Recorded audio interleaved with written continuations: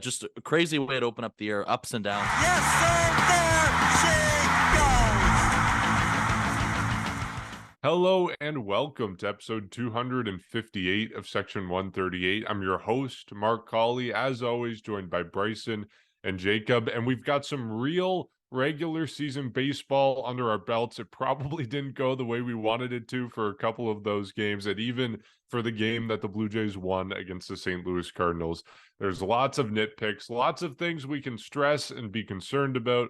But today we're going to break it all down for you. Bryson, Jacob, how are you guys? Doing good, Mark. The first one of the year, pretty accurate in terms of, I don't think it was the start that any of us predicted in terms of how it went.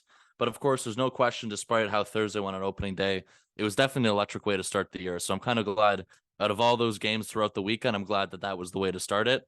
And the best part is this team's back at it tomorrow night, and hopefully some early season issues can be fixed right away.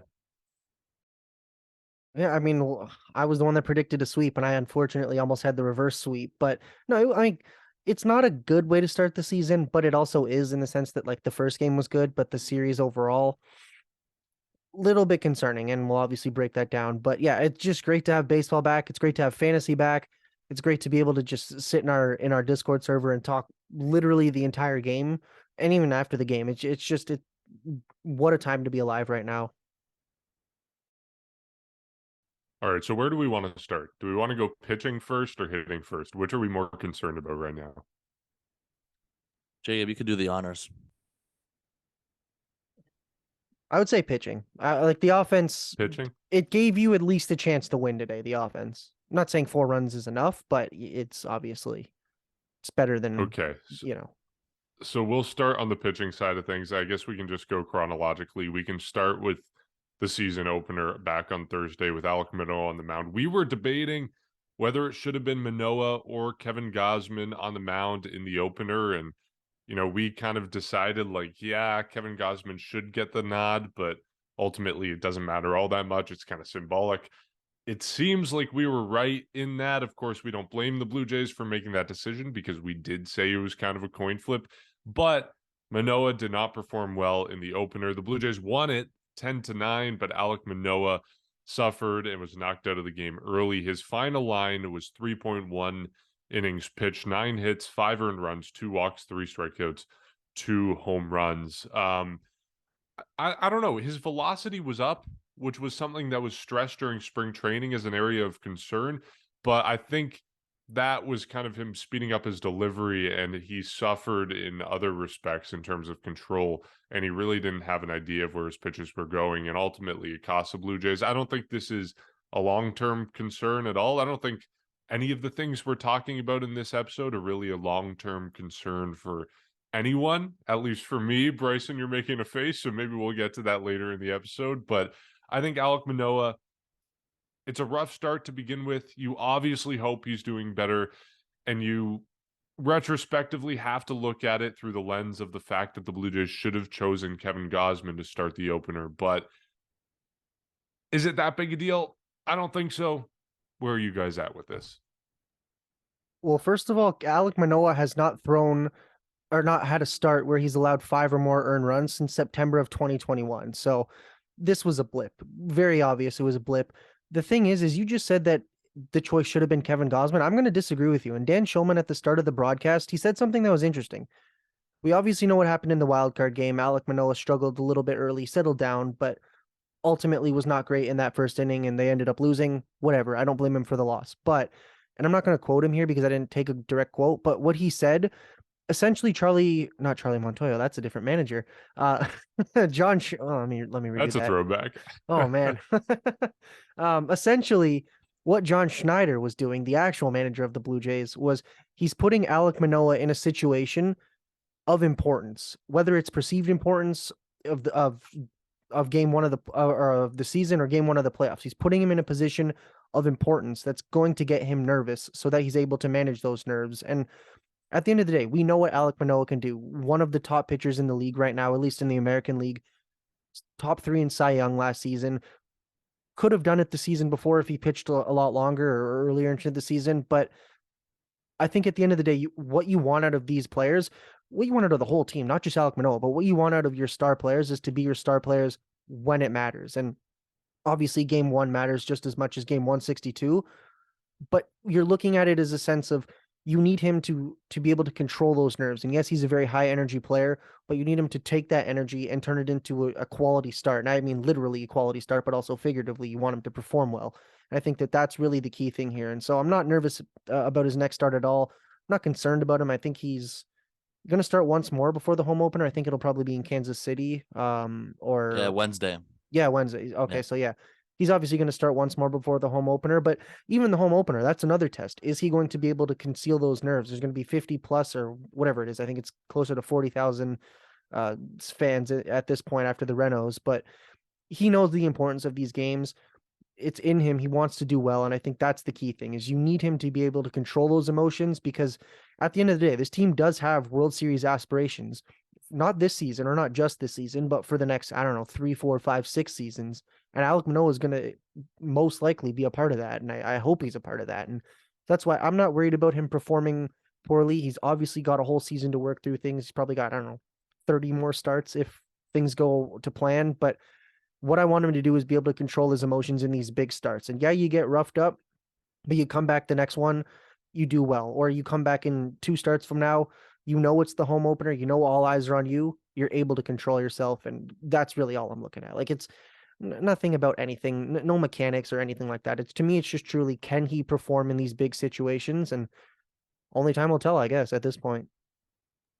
Yeah, I definitely disagree with that entire notion of the Manoah nerves thing. For me, it's still Kevin Gosselin that gets the ball on opening day, and nothing's going to change my mind about that. And once October happens or comes, we're probably going to have a similar conversation. It's going to be interesting to see what happens on that. Of course, that is months ahead, but that is probably another situation where we're going to be wondering who's going to go game one, who's going to go game two. But that's just the way I think of it. But yeah, like in terms of Manoah, though, maybe it didn't make a difference in terms of if he started it or not. I do definitely think it was a little bit of a blip. Like, in my concern level is very low. Jacob, you mentioned the last time he allowed 5 earned runs, and then of course, Mark, you also mentioned the velocity was not an issue, and thank goodness it wasn't an issue because that was something where, in difference to a guy like Chris Bassett, who we're going to be talking about, his velo remains down compared to what we were expecting. So I guess in terms of the velocity talk, there's 2 separate arguments. There are 2 different sides of what you see. But for Manoah, yes, the velocity was up, which was a good thing. And that is not the issue. Pretty much the issue with what happened on him on Thursday was just the location. I mean, there wasn't any sort of, it didn't feel like there was a lot of command. He was throwing a ton of pitches and there was a ton of mistakes in locations. I mean, you look at the very first home run he allowed to Tyler O'Neill. It was a fastball over the heart of the plate, which was number 1. And then, of course, a couple other home runs he allowed, basically the same thing. Balls hanging over the plate and just making mistakes in location. So he came out after the game and he said basically that he made the mistakes on bad pitches, which is why it'll be easy for him to fix. And if you look at what happened and look at the home runs he did give up, he's not lying in terms of pretty much the approach on that and what happened, or truly what happened on that. So that's why I definitely am not worried on that. I'm glad that he's going to be able to fix some stuff. There doesn't seem to be any sort of like long-term issues or anything like that. It just seemed like there was just mistakes in location, and it should be easy for him to, I guess, turn this around. Like you said, Jacob, he's got one more start on Wednesday against the Kansas City Royals, and I think it would be game 3, and then that's going to be his last start before the home opener. So he is in line for the home opener. And that is going to be, of course, that will be his next test. But it was odd. Like, it was just, for me, it was really odd seeing him struggle as much as he did. Like, this was, you mentioned it, Jacob, first time since September of 2021 where he allowed 5 earned runs. We haven't really seen Alek Manoah give that much up before. And even on days where he has struggled, he's found ways to get around it and get through it and really battle through any sort of issues. A start that comes to my mind was last year at some point in July. It was in Fenway Park. He just didn't seem sharp. He left the dugout for a bit in between innings when the team was hitting, and he was really grinding through a couple issues that he was going through. I think it was either before or right after the All-Star break. But in this case, it just, he couldn't really get out of it. He couldn't find ways to get around it. But of course, I'm not saying there's any long-term concerns. It's just, for me, and I'm sure for a lot of fans, it was just something that we haven't usually seen before in terms of him struggle. But I'm glad that he was able to come out after the game and pretty much recognize the issues right away. That's usually a good thing, where he knows right away in terms of what happened. And other than maybe, you got to look at film a couple times and really try and realize what you did. He just seems to have the answer. Hopefully he's not just saying that, but he does seem to have the answer right away of what happened. So there shouldn't be any long-term concerns there. He's going to get back on the mound on Wednesday, and hopefully he can just clean up in terms of locating his pitches, and he should be fine in terms of getting ready for that one more start before the home opener. Seems like pressure is more than something you just put in your tires. At least in the case of Alek Manoah, that's two That straight hurts. big games. The last two starts he's made haven't gone according to plan. And I know we talk about him as kind of this prototypical big game pitcher, big game performer. I guess we'll see in the home opener what happens, but he hasn't lived up to that reputation in the past. So I guess, to play devil's advocate, is he no longer a big game pitcher? Like, I don't believe this personally. I still think the Blue Jays can put him in those situations and have him succeed.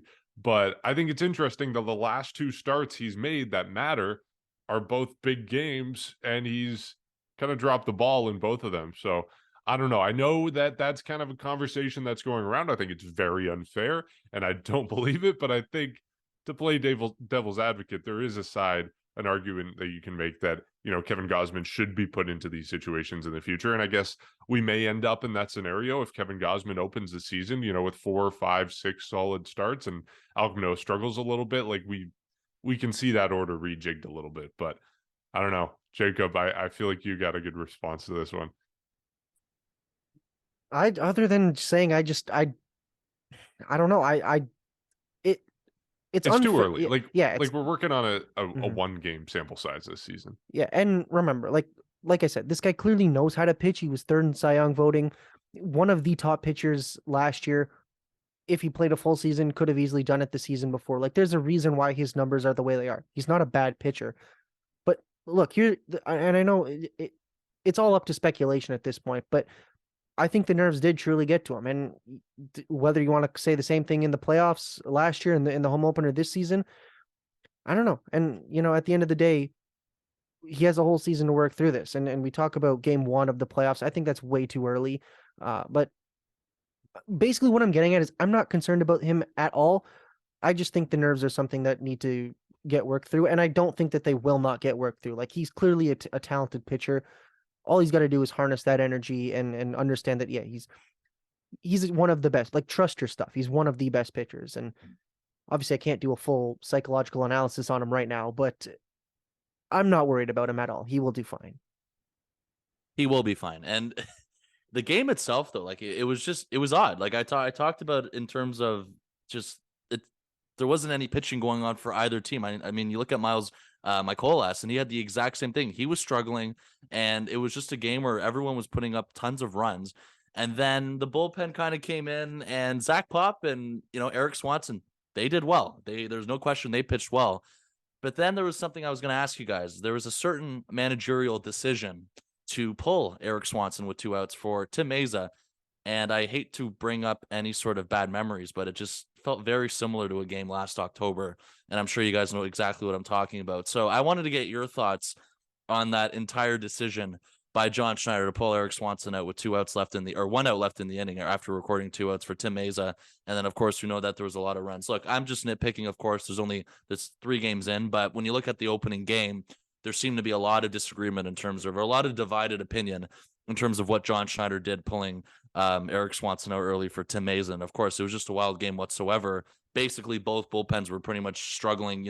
Even later in the game, Jimmy Garcia came in. He had a bad 8th inning, and then even earlier, Anthony Bass had a little bit of a rough inning too. And Jordan Romano was able to come in the 9th inning and really hold it down. He looked really good in his appearance in the 9th inning. But I wanted to get your thoughts on what John Schneider's decision-making process was on that, and if you guys had any similar agreement, or if you guys thought maybe what he did was the right call. It's too early to be criticizing a manager for those decisions. We're talking day one of the season. Like, I know, like, you can nitpick in some ways, but like, look, it's day one. I also think part of the equation is that the Blue Jays had an off day right after. Like, it's not like we're going into opening day with the expectation of not having an off day for 10, 15 days, and you got to manage your pitching. And in that case, yeah, I think I would be a bit concerned about, why are we pulling this guy who's been effective and is not at that many pitches when we can keep him in and try to eat some of these outs here and get out of this situation faster and save some of our other guys for other days. But like, look, it's opening day. You don't totally know what you have yet in the bullpen. You're still figuring out some of these decisions and who's going to go where and, what leverage this guy's going to pitch in and what leverage that guy's going to pitch in. You're still figuring this stuff out, and it's opening day and you have an off day the next day. So I think John Schneider, to be perfectly honest, was kind of using his bullpen changes liberally. He was saying, like, look, these guys are all going to be rested by the time we play next. Let's see what we got. Let's put them in. Was it the best decision in hindsight? No. Like, Eric Swanson is a better pitcher than Tim Mesa, matchups or not. But do I blame John Schneider for it? Do I think it really matters that much? No. It's day one. It's day 3 of the season now. It's too early to be making these judgments. It's too early to be ganging up on John Schneider on day 3 of the season, on day 3 of him managing a team full time, the first full season that he's got in the majors. Too early. Give me at least a couple weeks before we start entering this conversation. Yeah, I mean, yeah, I agree with you. I disagree with the move, but like, what are we gonna? You want to also criticize? Like, there's only so many things you can criticize opening day, and it was a wild game. Like, it's way too early to make these assumptions. And at the end of the day, I trust John Schneider. He did a fantastic job at half of last season. I have confidence in him. I mean, except for maybe game 2, but that's a bit of a different story. But anyways, I trust him. Remember last episode when you said you would never be mentioning that again on the podcast? That I'm lasted talking a about grand him. total of like 15 No, minutes. I'm talking about him as a manager, not that game. Well, You know what you're doing. anyways, what I'm getting at is I trust him, and I don't think that one move that is a little controversial is anything to write home about. Fair. Yeah, I agree with you, Jacob. I did not like the move, but I'm not here with the pitchfork calling for his job. Like some people were. People were freaking out about that. And it's definitely an overreaction, but that's just, I feel like that's pretty much the way it is every year. It's always after that opening weekend. People are freaking out to the max in terms of certain decisions like that. But yeah, I mean, crazy game. I think it was a franchise record 19 hits on Thursday for the Jays. So that was pretty cool. I'm sure we'll dive more into that throughout the episode, but just a crazy way to open up the year, ups and downs. It was weird. There were moments in the game where you felt like there was no chance they were coming back, and then there were moments where you really felt confident about that. And like that 8th inning was crazy when they took the go-ahead lead, and it was definitely a pretty crazy way to open up the season. Before we get talking about the offense, I do want to banter a little bit about Chris Bassett, because obviously the pitch comm is a very big issue with him right now, and we don't totally really know what was going on today. But he said in his post-game comments, like, this is the first time he's ever had all of his pitches getting hit. That's what he said. All however many he has, 6, 7, 8, every single one of his pitches that he was throwing was getting hit. And he said he was kind of in shock about that. But I think the pitch comm thing, the pitch comm conundrum that Chris Bassett is in with, throwing so many pitches and having to call his own pitches because of the pitch clock. I don't know. It's weird. Like, shouldn't this have been figured out in spring training? Like, I know some of it is going to be down to experimentation and seeing how it works in real live regular season game action, but like, you should have figured this out in spring training. Why is this still an issue? Why is this still something that he's saying he's uncomfortable with and uncertain about on day 1 of the season? Like, he should be able to go out there and, regardless of whether they're hitting his stuff or not, regardless of whether he's making the right calls or not, you should be able to go out there and be confident in the system that you've put in place, because you've had all of spring training. Like, the Blue Jays have known this is coming since the day they signed Chris Bassett. They knew this was going to be the scenario. So I don't know. I'm a little frustrated that he hasn't figured it out yet, that the Blue Jays are still kind of on edge and uncertain about what they're doing with this. Like, look, it's a regular season. The rubber's hitting the road now, and you got to figure it out. And I don't know why it wasn't figured out beforehand. I think the same thing can kind of go for Alek Manoah as well. Like, the whole calling your own pitches. I know Buck Martinez is really up in arms about this, but, Alek Manoah was one of the guys who resisted using the traditional, catcher to pitcher pitch comm last season, and now he's using it with no one on base. And it's like, I don't know, like, all this stuff should have been figured out in spring training. This shouldn't be something that we're debating in the first week of the season in my mind. So that was a bit frustrating for me. And I just hope, like, I know it might be, I think this is my biggest concern out of everything that happened this weekend. Because I think with Chris Bassett, it may legitimately be an issue for a couple weeks until he really figures out how to use this system, or the Blue Jays figure out that, yeah, the catcher's just going to have to take the lead and call whatever pitch they want. And Chris Bassett's just going to have to nod and smile and throw that pitch because they don't have time to go through 7 different pitch calls. So I don't know what the solution to this is. It should have been figured out in spring training, and I am genuinely concerned that it hasn't been figured out, and it appears to still be an issue for Chris Bassett, and hopefully he isn't uncertain next time his spot in the rotation rolls around. One thing I do want to bring up, and obviously we can't play the clip right now, but somebody posted on Twitter a video of basically it was a side-by-side of Chris Bassett in spring training this season throwing like 3 or 4 pitches, basically finishing an at-bat. And it was side-by-side of last season where in that 30, 45 second span or whatever it was, 60 seconds, he was still calling his next pitch. And so I mean, it is something to, I guess, be a little concerned about. Like, obviously you're not going to tell him, hey, you can't have this many weapons to get guys out, but it is something that needs to be worked out. Like you can't afford to have 9 earned runs charged to you in your first season or your first start of the season, or really any start of a season where your championship expectations are there. And I mean, look at it. Kevin Gausman was able to figure out his toe tapping. I don't understand how this wasn't figured out for other pitchers throughout the season or throughout the spring. So it's a little concerning, but I do think that eventually they'll get through it. So I'm not worried long term, but if it's not figured out within the next start, like if his next start or 2 are bad, then yeah, there's going to be definitely some concern among a lot more people. Speaking of PitchCom, before I get into Bass, I just wanted to ask you guys, did you not find it a little weird too that Manoah like kind of reverted to PitchCom after what he said last year in terms of I want old school? Like, did you guys not find that a little weird too? I thought it was really weird. Yeah. I guess maybe just he wants to very quickly say like, this is what we're throwing, but still it's like you still have 15, 20 seconds depending on the situation. Of course. Yeah. And then I guess going back to Bassett, yeah, like I remember early in the spring, and I full disclosure, I did say it in terms of I like him calling his own pitches and all of that. Now that you go through a spring, you go through a start now, is that really maybe the best case for him now going forward? I don't know. I know there was, look, his last start of the spring too, there was a little bit of talk in terms of that. And he came out after the game too in his last outing of the spring, and he came out and said he felt that he was too distracted in terms of calling his own pitches. And then as the start settled, or as it start progressed, he settled down. And that was something that actually happened in his last start of the spring, where he got roughed up a little bit early on, but then after the middle innings kind of came into play, he settled down. And you like you were saying, Mark, you figured that by then this would not be an issue come the regular season, but today it was an issue. And of course, I just want to say, he talks about the first time being roughed up or whatever. Of course, of course that happens when he's in a Jays uniform. I'll never understand it. In terms of out of all the starts that he's ever made, he's making record or history in the other way in a Blue Jays debut. So of course that just happens. And that's of course really great luck on that one. But yeah, there were some red flags from his start today. I don't want to overreact either. I think he's going to be fine. I think it's just coming down to a matter of being a little bit more simple and not overthinking it in terms of pitch selection. And maybe that includes, I don't know, starting a outing off and not throwing as much at the beginning.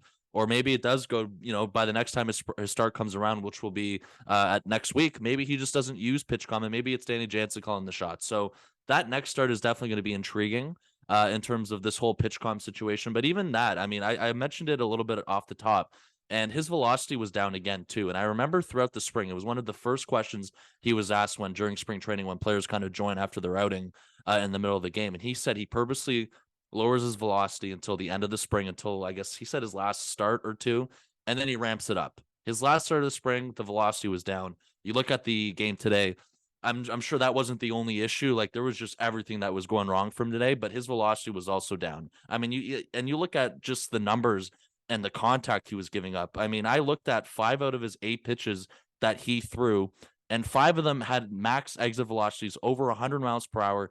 3 of those 8 had an average of over 100 miles per hour. Like, that is disastrous in terms of giving up contact. But I'm not too worried. I don't think it was a very good way to start things off. Obviously, you can really only go up from here, I assume. But it was just a bizarre weekend from the pitching. I mean, we came into this year and we were assuming, and of course I still believe we assume that. It's just for us to say that the starting rotation was obviously the biggest strength, and then you just see this happen this weekend. It was definitely a little weird. I mean, you look at the 3 days, I think it was 22 earned runs. So that's something to take note of on that one. It can only go up from here, but definitely some issues in terms of Bassett and Manoah throughout the weekend. But I think coming out of today, I do agree with you, Mark. If I had to be a little bit more concerned than the other one, it would definitely be with Chris Bassett. I just think he's got more to figure out in terms of the velocity question mark, the pitch calm question mark, and then once he settles both of those and gets those under control, I'm sure he's going to be a lot better as a pitcher and be a lot more consistent and comfortable. Because of course we've seen him pitch, we know how good he is when he's got everything going right for him. You looked at his numbers last year, and throughout his entire career, he's been a solid big leaguer, a solid guy in the rotation, around a 3-4 starter in a really good rotation, and that's exactly what he is in this rotation. He's just got some stuff to figure out right now, and I think he's going to be all right. Yeah, I have faith that he'll figure it out. I'm just worried that it might take a couple weeks because if he Completely hasn't fair. figured out pitch calm now, like why? I don't know. And I'm fine with him calling his own pitches. Like I'm fine with whatever the Blue Jays decide to do. It's just they got to make a decision and they got to do it now. And they should have figured it out in spring training because in the regular season is not the time to be feeling distracted and uncomfortable with this new technology that you've had a month and a half to figure out in spring training. So that's really where my frustration and my concern is that it's going to take a couple weeks to figure it out. Okay, let's talk about the offense because that's also I don't know if area of concern. It's a storyline from this weekend against the Cardinals. It's kind of punctuated by the Blue Jays' loss on Saturday, 4-1 to the Cardinals. They get no hit into the 7th inning, but they take 10 walks in the game. They go 0 for 11 with runners in scoring position, and they leave 12 guys on base. It's kind of, I don't know, one of the most bizarre lines you will ever see in a game. The Blue Jays loaded the bases in the first inning, got 2 on in each of the second and third innings, and got a batter on in the fourth, and they didn't have a hit until the 7th inning. And somehow they still managed to score only 1 run. What do you make of that game? What do you make of the Blue Jays, I guess, lack of opportune hitting? As much as the opportune hitting and the clutch hitting was there on Thursday with tons of soft contact, they weren't getting those breaks on Saturday. It was frustrating to watch. And I don't know. I'm always concerned. I'm always encouraged when I see players taking walks early in the season, but I don't think this is something that we can credit the Blue Jays with. I think it was entirely the Cardinals pitching staff who could not throw a strike, especially their starter, to start the game. Yeah, I don't know. I mean, obviously you mentioned all those walks. Jack Flaherty just had zero command, and the umpire wasn't giving him the borderline calls. The only thing I will say, good on the Blue Jays. You see, Vladdy took how many? I don't even know how many walks. I had more walks than I can count on one hand at I think this he point. walked 3 times. 3 times. Okay, so but him, Varsho, Springer, like they all, even Bichette, like they all walked so much, and they had a lot of opportunities. And I don't want to single out players, but Brandon Belt had so many opportunities to just drive in a couple runs, and even Vladdy in the 9th inning and the 8th inning. Like literally all throughout this game, they had runners on an opportunity to score, and they only scored on a wild pitch, or it was either wild pitch or pass ball, but something like that, whatever it was called. But it wasn't a good look, especially after the 18 hits. Like when you think of it, oh, we scored 10 runs and had 18 hits over or 11 runs, sorry, and had whatever it was, 21 hits over 2 games. You're like, oh yeah, it's not too bad. But you realize it's completely one-sided to the first game, and that is not, it's not good. And I mean, obviously today they scored more runs, 4, but when you give up 9, there's only so much you can do. But it's like we said with John Schneider, I think we just need more time. Like this team is a good team. Like let's not forget the Cardinals did win the Central last season, or whatever division they're in. They won their division. So 93 wins, too, yeah, better like than the Blue Jays last year. yeah, exactly. So they are a good team. So it's not like they beat or they got beat by a team that they should have beat. Like yeah, you got to beat the good teams in the playoffs, but I'm not as concerned as concerned as I thought I'd be, I guess is the best way to put it. And obviously they do play tomorrow in Kansas City, not a team that you can afford to just give up wins to. I think that will be a bit more of a test. And I think the month of April is going to be just the biggest indicator of what this team truly is. And you'll have a couple runs through the rotation. You'll see the offense a little bit more. You'll see guys play more. I don't even like we haven't really seen Santiago Espinal much. You still need to see more from this team. And it 1-2 is not a good look. Giving up that many runs is not a good look. The offense didn't give you that many chances to win, but I'm still not hitting the panic button. And I don't really think that I'm anywhere close to hitting the panic button. I think that this team definitely still has a lot to prove, and we'll see how things go. I mean, I don't know. I don't know what the issue is. Like, is it just trying to get a hit? Is it too many guys, like too many new guys trying to get a big hit? Kind of like what happened with Matt Chapman last season. I don't know, but I say just give it some time. Like you had a rough opening season or opening series to start the season. Let's just give it the road trip and let's give them some time to get home, and then we'll see where they truly stand. Yeah, I mean, you look at game 2 on Saturday. It's just another bizarre one. But I just wanted to say with Brandon Belt, I guess to start, like I'm I'm not too surprised with I guess the slow couple games he had. Like we have to remember the knee surgery thing, and we also have to remember I think he came out afterward and said he didn't get into enough at bats, or the target that he had, he did not reach in spring training. So I don't know how long that's going to take him. For me, it's going to, I'm willing to be a little bit patient with him, but of course, definitely some opportunities on that game though, where he did struggle. And of course he struggled multiple times. And of course that's what you were referring to, Jacob. So completely understand what you were saying there, but I mean, like 3 hits, of course, not the greatest thing. I think it was Kiermaier that got 2 hits, and maybe Bichette was the other guy who got the other hit. I think that's what it was. But the fact that you walked 10 times, and then, of course, the entire runners with scoring position topic, which is their favorite topic on this podcast by far. But of course, they go 0 for 11 with runners in scoring position. That was definitely the concerning part. And then you look at Jack Flaherty, 7 walks. Like that, that's the frustrating part for me, is that you couldn't take advantage of 7 walks. And then, of course, as the start went on, and I think early on, I think all of us understood of how Flaherty was playing or pitching. And the fact was, if you didn't get to him before he was pulled, because he was on track to be pulled early, no matter what was going on, he threw 49 strikes on 95 pitches. He was very inefficient, and he was all over the map. And I think the best course for them, if they wanted, of course, if they were going to win that game, was to get to Flaherty before he was pulled. And of course, that did not happen. And it was basically just something where it felt like they were putting up good at bats to get on base. But of course, when people got on base, then it kind of just went the other way for them, and they couldn't bring the runs in. So that was definitely the frustrating part. You looked at the way they played on Thursday on opening day. I thought they had good at bats that game as well. You can argue there was some good at bats as well today in the Sunday game. So I don't think it's been a matter of bad just play from them. I just think that it's weird. Like they have no problem getting on base. It's just cashing in the runs. And of course, I'm talking about game 2 in particular, where that was just a problem for them. And then of course they missed out on their opportunities on that. So, there was some other stuff happening defensively. I don't think any of us predicted Matt Chapman to make a costly error, of course. But of course, for Kevin Gausman, the worst luck in the world in terms of starting pitching. I've never seen anything like it when there's a ball in play. That was definitely not something that we predicted. And that obviously came out to be one of the deciding factors in the game as well. There was another play around in the 8th inning, I think. Eric Swanson was pitching. Kevin Biggio didn't make a really good throw to first base. Vladimir Guerrero Jr. couldn't scoop it or hold on to the bounce.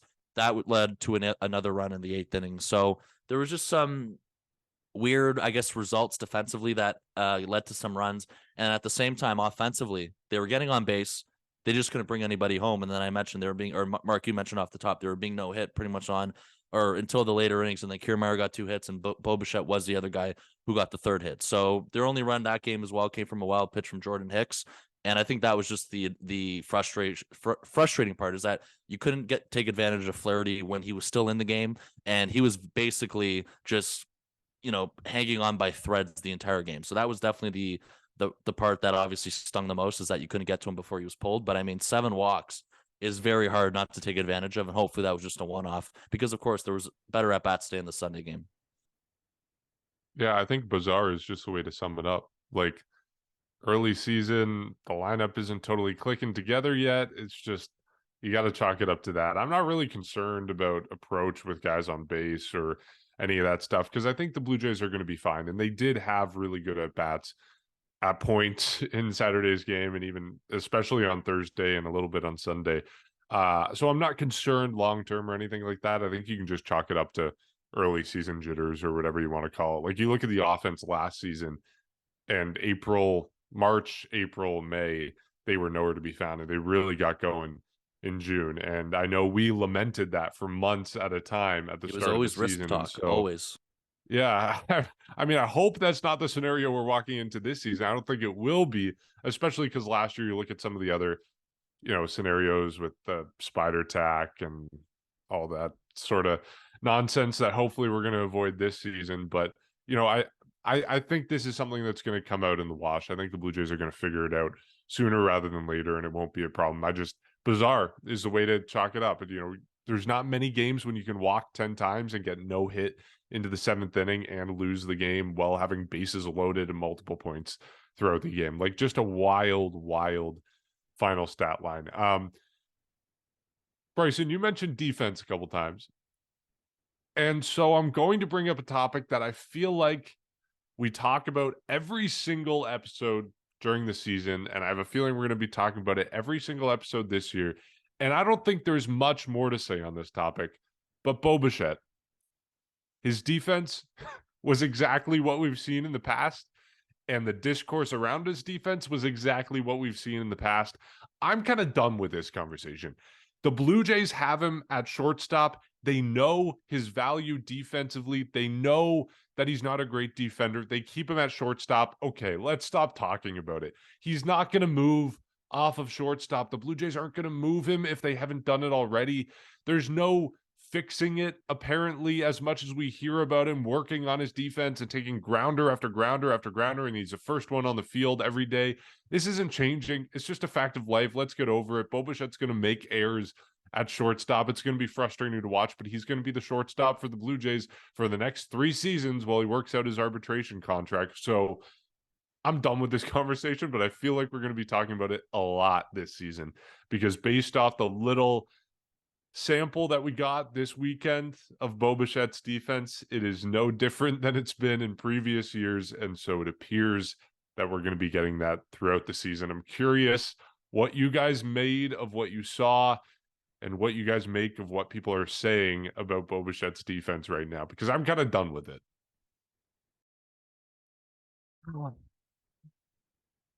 It's the first defensive play the Toronto Blue Jays were able to make in 2023 was a single reach on second because of Bo Bichette's error.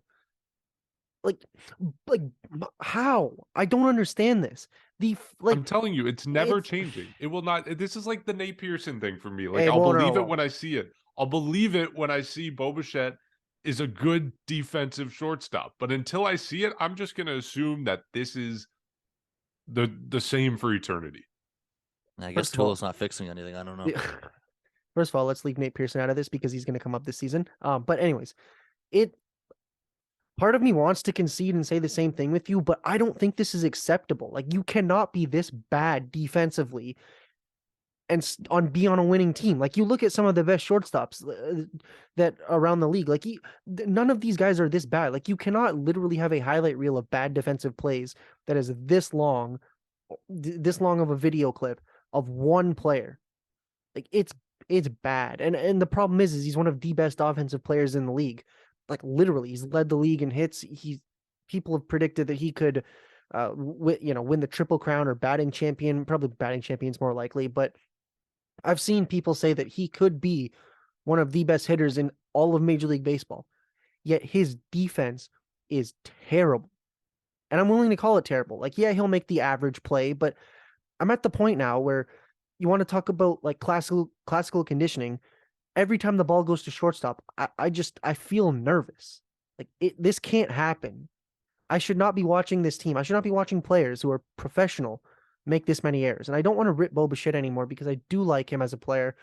But the problem is this cannot happen. You need to be better defensively. And that's where it's tough. Like, you don't want to knock somebody who's clearly putting in the effort. And we hear that he's the first one on the field, the last one off. I'm wondering when that's going to translate to on-field results, because you can't have this type of defense. And the problem is he'll go and make the flashy play, like the first one of of game 2 of the wild card series was like him jumping up and like a solid meter and a half into the air. And you see things like that and it's good. Or you'll see him do that where he catches the ball, does like a spinorama, guns the guy down at first, and he does a good job. But then he'll just do that. And then it's not good. Like he'll make that same play and it'll just be an error. And it can't keep happening, in my opinion. And something needs to be changed. And I'm not saying change the player at shortstop, but eventually you cannot be a World Series contending team or even just playoff contending team and have to worry about, oh, is my shortstop going to make a routine play? If you want Blue Jays Twitter to go up in flames, all you need is another Bichette error tomorrow, and then you need Jose Barrios to struggle, and then it's just going to be a complete cesspool. So if that's what you're looking for on Twitter or for Blue Jays Twitter, that's exactly what you need for it to go crazy. So for our sake and for Blue Jays Twitter's sake, hopefully that none of those happen tomorrow. But this is an endless conversation for me as well. I mean, Mark, I actually do agree with what you said when you were talking about it, is that I think if they were going to make the change, it would have happened by now. It just for me, I think we just need to understand the fact that Bo Bichette is a average fielder at best, maybe majority of the time a little bit below average. And what you have seen from him is what you will be getting out of him. And then, of course, at the same time, you hope for his bat to kind of make up for all the mistakes that he could make. Now, I'm not saying it's the right thing to do or the wrong thing to do. I just think that's pretty much the position the Jays are in with that. And I really don't really see a solution. I mean, if you were ever going to move him, it was going to be to second base. But for me, I don't know. I don't think it's going to happen at this point. I feel like it would have already happened by now. And it's just something where, I mean, of course, to kick off the season, that happens. And then even there was a throw later in the game on Thursday where they took Vladdy off the bag and then he kind of had to tag the runner out. So a couple scares on that part. And I don't know how much more or if it will be better than 2022. Obviously it's way too early to tell. But for me, yeah, I'm getting to the point where I don't know what else to say other than this is who he is. And it just feels like if they were going to make the change, it would have already happened. And I think what they have right now is what they're rolling with. And that's pretty much Bo Bichette being an average fielder at best. And I think we just need to come to terms with that. And in terms of making up for all that, he's got his offense, which is elite or can be elite. And that's what you need to happen in terms of him at the plate. So you can kind of, I guess, make up for the defense or, of course, it's not the greatest thing to say, but I just think that that's the position they're in. And I think obviously they're fine with it if they haven't made any changes to it now. So for me, I don't really see anything else happening at this point with it, but it is kind of interesting to see the topic of conversation come up very fast, the way it did on Thursday. Some things never go away, and this is one of those things that will never go away. It's an endless conversation, and I have a feeling we're going to be talking about it for a couple more months / seasons, because it's not changing. Like, there's no point debating it or debating whether the Blue Jays should move him because they're not. They're not going to. Some things are never going to change. I think it's just a fact we got to live with this season, and hopefully we aren't talking about it too much. Okay, some of the other standouts from this week. I mean, George had a really good first day. It was great, but there were so many dinks and dribblers and squibblers and fly balls that drop in. The amount of soft contact that was dropping in on Thursday's game made you think you were watching a Kevin Gausman start from last season. It was ridiculous how lucky the Blue Jays were getting. It was incredible to watch. But again, just one of those bizarre games that everything that seems to, that could happen seems to happen. And so, I don't know. George had a good game. Don't take it away from him. Bo Bichette did have a good game despite, the defense that we're talking about. He did make up for it with his bat in that game. There were some nice defensive plays as well. Dalton Varsho cutting off that ball in left field, George Springer catching that ball in right field, saved a couple runs on both of those plays. I don't think those are plays that we see Teoscar Hernandez or Lourdes Gurriel Jr. make. So we're seeing some bonuses already in terms of the defensive improvements that the Blue Jays made. I don't know. What are some of the other standouts from this weekend? Well, I just want to highlight that one thing you talked about, Dalton Varsho, that I think it was the first run that the Cardinals scored in on Thursday's game. one thing that's important to note here, the runner was going from second to third on the play, and obviously the guy going from home to first on the play. Dalton Varsho cuts the ball off. If this was last season, that ball's going to third base, runner's going to second base. You got second and third with whatever, I think Ruthless. less than 2 outs. If this is last year, the runner scores because Lourdes Gurriel Jr. doesn't cut that ball off. That ball Ruthless, rolls to the guys. wall. Oof. The runner scores.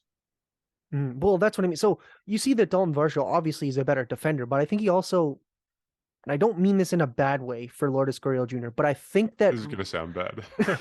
I think that Dalton Varsho and Kevin Kiermaier are smarter baseball players, if that makes sense. Ruthless. Because Absolutely. Well, because it's one of Varsho's first plays of the season, and instead of saying, "Oh, let me try and gun him down and maybe make a flashy play," you're not getting anybody out. First of all, like you just get the ball to second base, limit the damage, and that's what one of Martinez or Schulman said. One of them said that, where limit the damage. You're going to give up a run. Okay, who cares? Get the next guy, deal with that. And then I think another thing, you see guys like Whit Merrifield and Kevin Kiermaier, again, on a lot of those bloop singles, you see Kevin Kiermaier just effortlessly running or jogging, whatever you want to call it, a little bit. He realizes the ball is going to drop, bolts from first to third. And you're seeing, I'm not saying that they would have done that last season, but you're seeing that I think there's just there's more baseball IQ on this team, if that makes sense, than there was last season. And I think that, yeah, the results were not great in St. Louis, but if you're looking for reasons to be optimistic, there are a lot of reasons to be optimistic. And I think that this still will be a very good season, maybe even better. Like we talked about Brandon Belt needing some more time, Chris Bassett needing some more time. But in terms of the regulars, like, well, most of the regulars, this was a good series. Just, you're going to get wins eventually. And so let's just hopefully put this one under the rug and we'll see what Kansas City happens to be. Yeah, I mean, definitely some ruthless comments, but I'm not saying you're wrong. You guys would definitely get a kick out of Teoscar Hernandez's throw on Friday night. I don't know if you guys saw it against I Cleveland. didn't want to mention it. It did cost a couple runs, but I'm not here to bash former Jays, but I do think you're right, Jacob. Actually, I do think that. Oh, yep. I just want to say I'm not trying to bash anyone. I'm just saying No. that this Yeah. team, it feels like an upgrade over last season. I agree. Yeah. Yeah.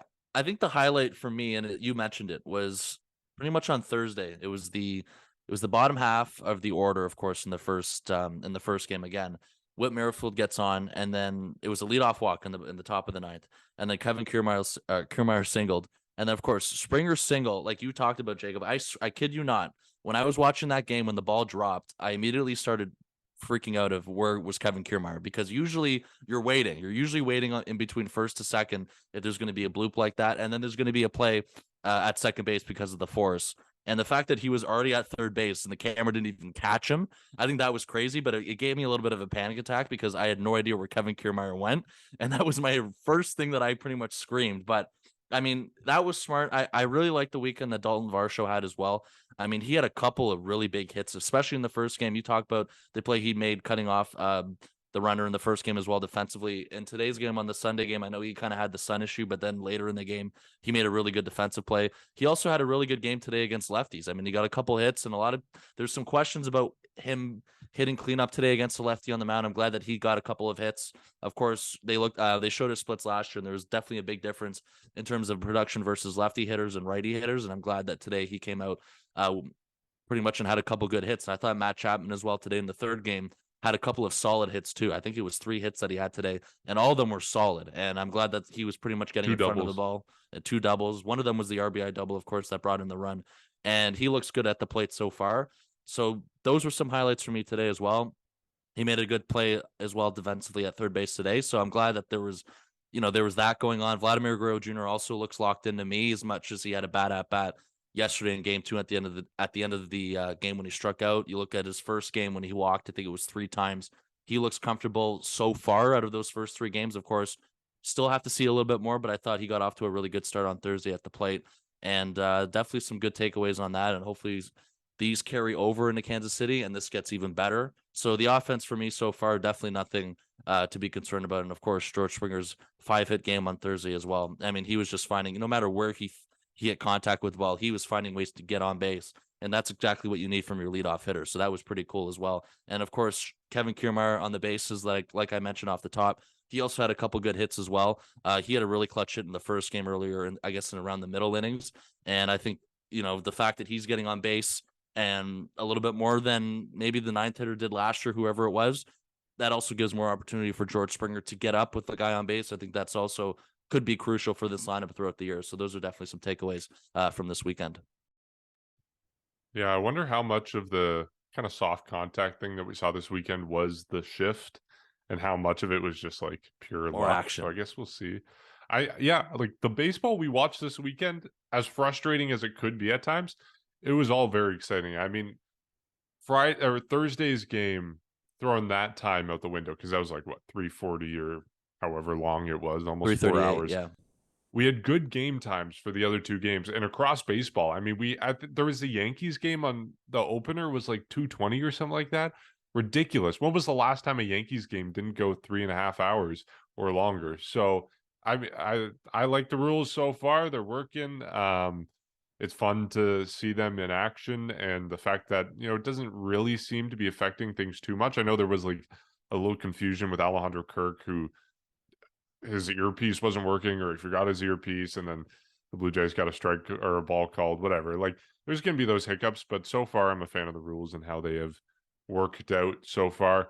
Okay, so we got 4 games against the Kansas City Royals. The Blue Jays will have everyone except for Chris Bassett going. We're going to be keeping an eye on all the starters after what we saw this opening weekend. We're especially keen on seeing Jose Barrios in game action, and of course, the biggest variable of them all, Yusei Kikuchi, will be going in the second game of this series on Tuesday, and then we'll also see Alek Manoah run it back, and we'll also see Kevin Gausman get his second start of the year. We'll be keeping track of things defensively as well. So without further ado, let's go to our series predictions. Last week, I said 2-3. Bryson, you said 2-3. Jacob, you went with the sweep over the Cardinals. So I want to keep track of this over the course of the season, see how we all fare relative to each other. So just putting a point system on this, it's +1 for a game you get right. It's -1 for a game you get wrong. So for Bryson and I, we're both at 1 point for the first series because we predicted 2 wins, 1 loss. Jacob, you're a -1 point because you got one of the wins right, but you got the other 2 wrong.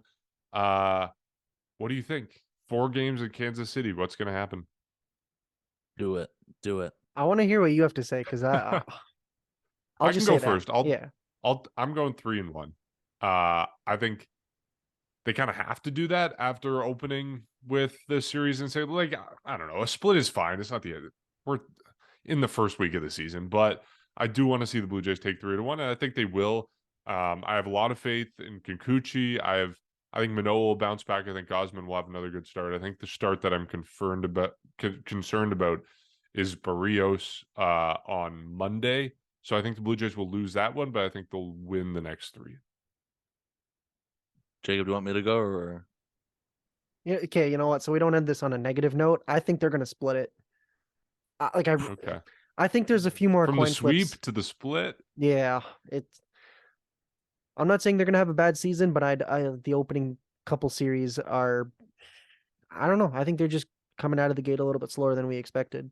I mean, I hope not. You predicted 96 wins with me, buddy. You can't already change your Well, mind on that one. Only 95 more to go.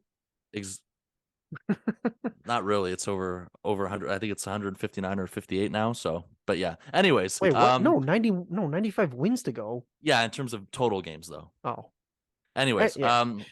Yeah, I was torn on either going split or 3 out of 4. I definitely was not going to go sweep. I'll go with Mark on this one again. Why not? It worked last time. I'll do it again on this point. I'm going to go 3 out of 4.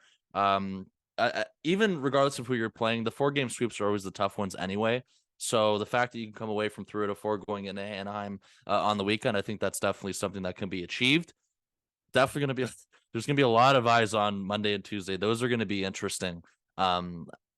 For everyone's sake online, I really hope it goes well for Barrios and Kikuchi, or else there's going to be some issues. But I agree with you. I think Manoah is going to be fine. I think Gausman's going to be fine. So I guess I'll say one of those games they're going to lose will either be Monday or Tuesday. I just don't know which one it's going to be because I really don't know how either of those games are going to go. But it's going to be exciting to watch. Faith in Kikuchi. Kikuchi's going to pull out with a fantastic start. If you're going with Kikuchi, I'm going to say Barrios gets the win tomorrow night. I think that's my pick. That's my guy this year, Barrios. I'm like genuinely nervous about how Barrios is going to pitch, but Yeah. I have a lot of confidence, whether right or wrong, probably wrong, and Yusei Kikuchi. So we'll see what happens. But I'm really excited for these next 2 games. I think even more than this series against St. Louis, I'm really excited for these first 2 games because Barrios and Kikuchi are going to be so much fun to watch. Could be terrible to watch, but I'm anticipating them being fun. At least we're going to start to get some of the answers to these things that we've been talking about forever and ever and ever. Okay. As always, you can support our podcast by heading to the link in our bio on Instagram, Twitter, TikTok. We're at Section 138 Pod, or you can go right below this episode and find it there. You can join our Discord from that link. You can support us on Buy Us a Coffee from that link. And then you can also just obviously check out all our social media pages and check out our YouTube, which we have episodes at as well. So we'll be back on Thursday or Friday morning talking about a 4-game series against the Kansas City Royals. We'll see you then.